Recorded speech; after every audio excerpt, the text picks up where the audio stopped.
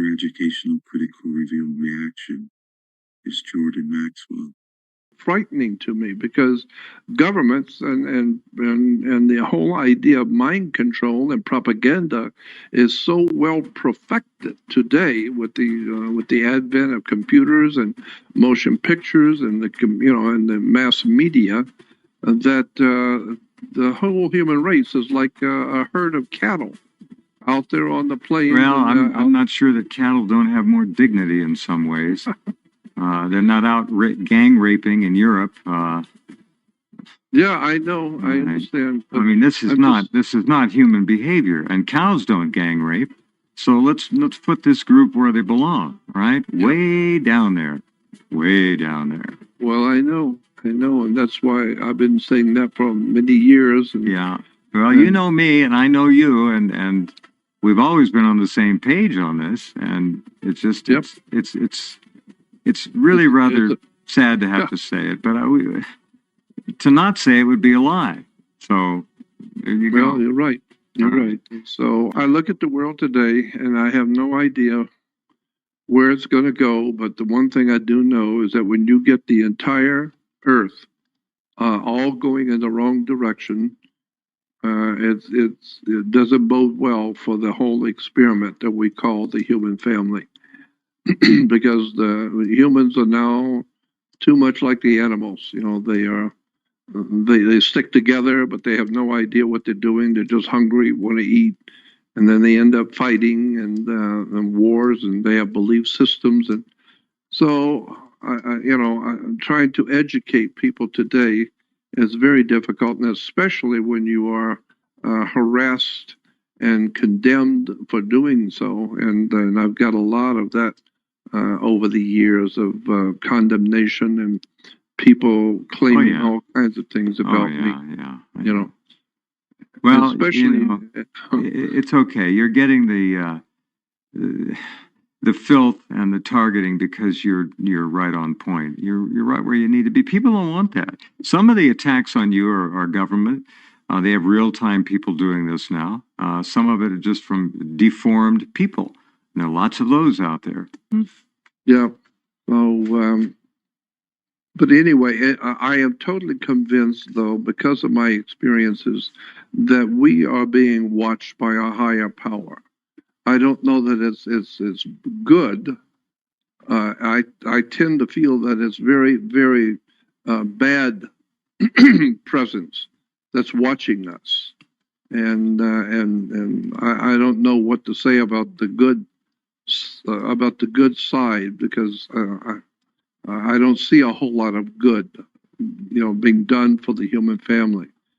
But I do see the very obvious presence of a dark intelligence guiding the human race. And then when you begin to see, the idea and begin to really understand this, eyes wide shut concepts of how the wealthy and the powerful people maintain their wealth, it becomes overwhelmingly obvious that where we were, 1,000 years ago, as opposed to where we were, 50 years ago, it's all actually going downhill, because the guys who are running this planet, who have set up a system whereby they think they own the planet, and if they own the planet, obviously they own all life on it, so therefore they own the human family. Right. And what they have in mind for us, they're just playing games with us, but eventually they are bringing us to a catastrophe. People who are educated are not very much appreciated in the society we live in, because they know things you don't know, and they're not about to take part in what you're doing because they know better. And so if they're not taking part in what you do and what you live in, then you don't like them. They're not like you. So therefore you turn against them because you don't support them. You don't have anything to do with them. Why? Because you don't like them. They're not like you. And that's why the politicians know that. Politicians realize, give the people what they want and they will support you. Tell them what they want to hear, and they will like it, and then they will support you. If you tell them the truth, they're not only not going to support you, You may be assassinated. You may wake up one morning and find out you've been killed because you know too much and you're causing too many problems among the people. The national leaders are not appreciative of you trying to wake the people up. They don't want the people woken up. That's what we've been feeding them: alcohol and drugs and movies and entertainment and ball games and all the rest of this crap. We've been trying to keep the people occupied and stupid and ill-informed and unread. Purposely, we designed a school system that does not only not teach people, but it actually keeps you stupid. And so that's why Bertrand Russell said many years ago, if you want to be wise and intelligent, go to the library and sit and read. If you want to be stupid, go to school. They'll teach you what stupidity is. You'll come out and you won't even know, you won't understand nothing when you come out of school. Why? Because we've designed the school to do just that. We designed it to make sure that if you go to school, you'll come out ignorant, ill-informed, unread, dim-witted, and totally confused. That's what we do in school. Unless there's an individual that comes into the picture who doesn't want to go with the regular crowd. He doesn't want to follow the crowd. He wants to do his own thinking. Well, that's the kind of person that gets in trouble. We don't want you on this company. We don't want you in this company.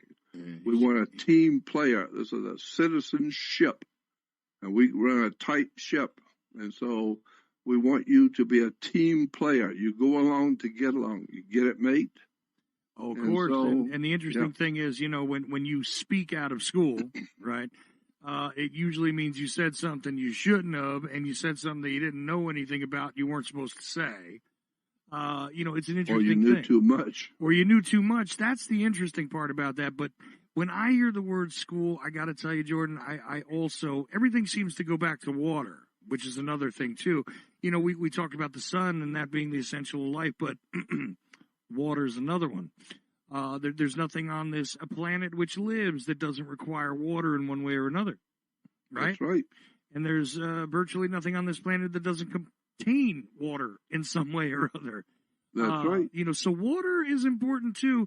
And here's the thing about the school. When I hear the word school, what do I think of is big collectives of fish, which, they do swim in the same direction. And look, a school of piranha is pretty scary, yes, indeed. But a school of bluefish, kind of dumb, and they bite each other even because they see shiny things in the water, and it's really just that way. But you see, a school of fish means that, there are some fish at the head of that school, if you will, the head of that class, and they might see exactly which direction everybody's going in. Mm-hmm. But the majority of the fish in the school of fish, and that's literally what a grouping, very much like a grouping of crows is a murder, sheep are a herd, so on and so forth, right? That's precisely right. And that's why we are called fish, because we bet. You bought into something, you bet. And so we're fish. Mm-hmm. And that's why we go to school. And school goes back to a Jewish word, shul. Right. And shul is a meeting place for the Jews in their worship of the shul or school. And so our school system is the educational system is to make sure you stay stupid.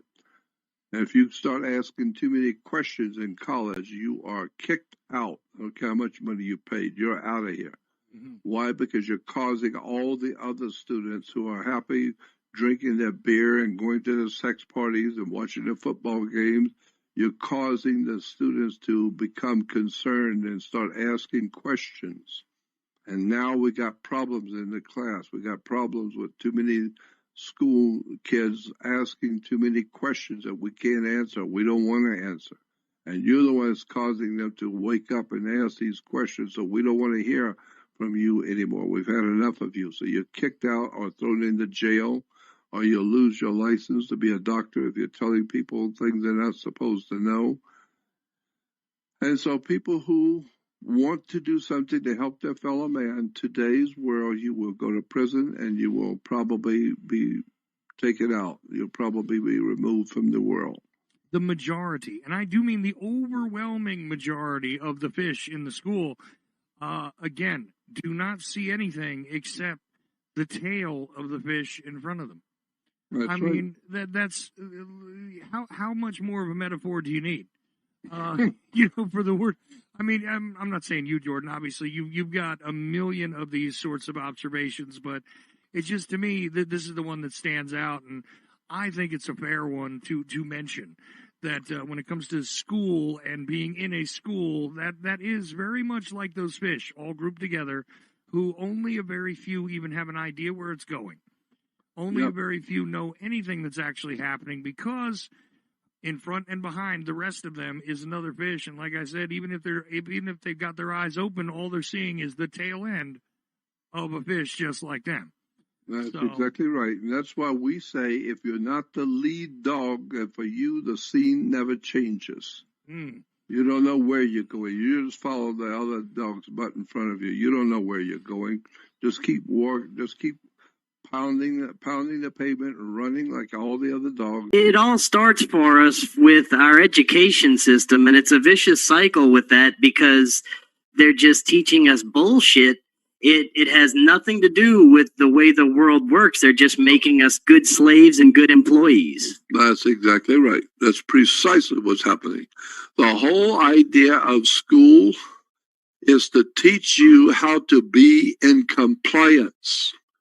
They ring the bell and you go to your first class.